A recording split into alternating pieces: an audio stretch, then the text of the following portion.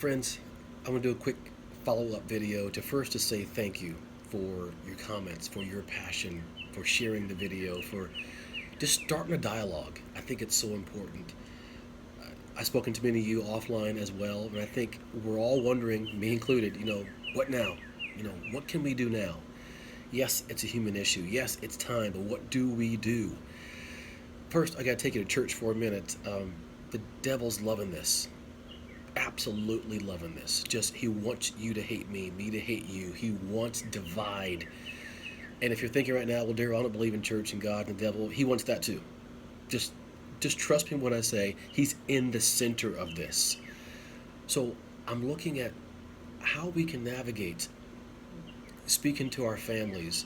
And I came across this scripture, Matthew 7:3. Why do you look at the speck of sawdust in your brother's eye and pay no attention to the plank in your own eye? And I just think God's saying, you know what? Focus on your world, your house.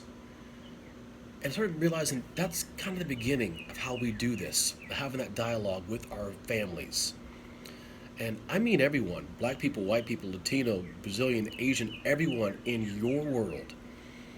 My daughter had a great preschool and kindergarten teacher, and at one point they brought in some eggs and they dyed all the eggs different colors, yellow, red, green, blue, black, brown, whatever.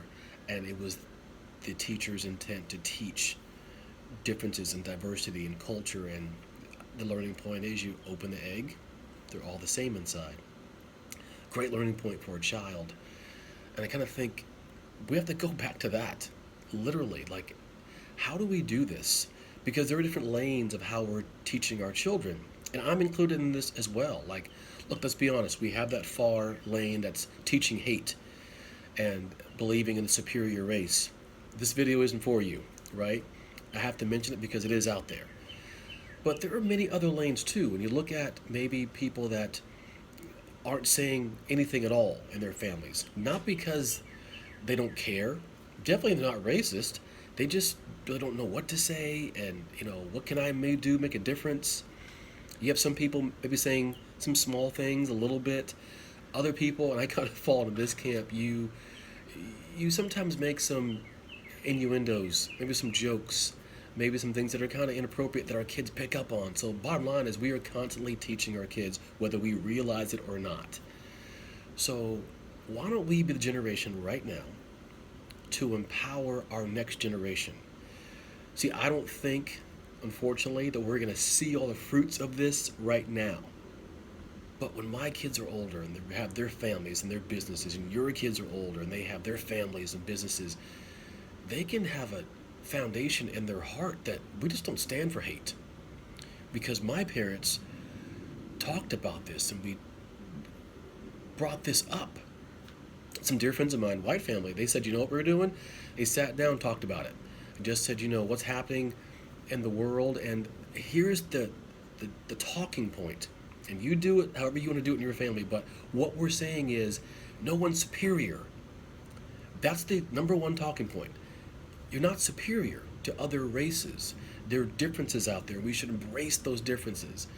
And why I love the speck in your own eye, this isn't out of guilt. Don't feel guilty. Feel, you know what? I'm going to account for and own my world, my family. And it'll be an ongoing discussion because you'll think you got it, and then all of a sudden little Johnny comes home saying something kind of outlandish, like, whoa, wait a minute, right? So you got to keep doing it. But then think about my neighbors doing it. His and her world. You're doing it in your world. Before you know it, we can impact the world.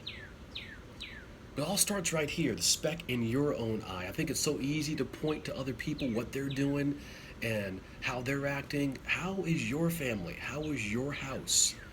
Because at the end of the day, that's where this all starts. We got a long way to go when it comes to race relations, racism itself. But here's the one thing I do know. There's a lot more of us than them.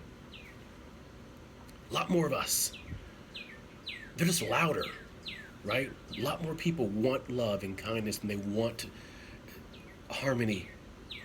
They want God in their life. So my challenge to you is start today. Just account for and own your house. Talk about it. And just know that we're all in this together. God bless you.